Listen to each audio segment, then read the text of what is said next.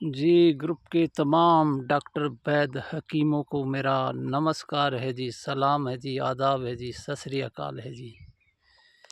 ये देखें जी, इसको कहते हैं जी तेलिया कंद।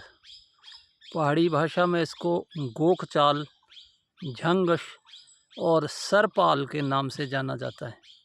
ये देखिए, इसके ऊपर बिल्कुल जैसे सर्प के शरीर पर उसके चमड़ी पे ऐसे ये धब्बे धब्बे से होते हैं, इसके ऊपर भी वैसे ही है। तो ये एक मैंने इसको कभी फेसबुक पर डाला था, तो वहाँ पे मेरे को किसी ने कमेंट किया कि हमें चाहिए कहते वो, और मेरे से वो व्यक्ति यूपी का था और वो लेके गया। तो ग्रुप में टॉपिक चला हुआ है कैंसर का। कैंसर का फोड़ा, बघंदर, गैंगरिंग, जो किसी किस्म का फोड़ा ठीक ना होता हो, तो इसका जो कंद होता है तो वो इस्तेमाल किया जाता है।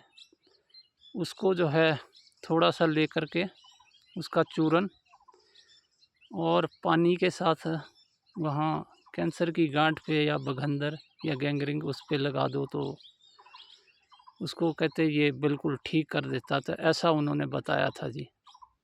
और वो कम से कम 3-4 साल पहले 8-10 कंद ले गए थे यहाँ से, तो कहते अभी तक हमारे चल रहे हैं और इसका लोगों को कहते बहुत बड़ा फ़ायदा होता है।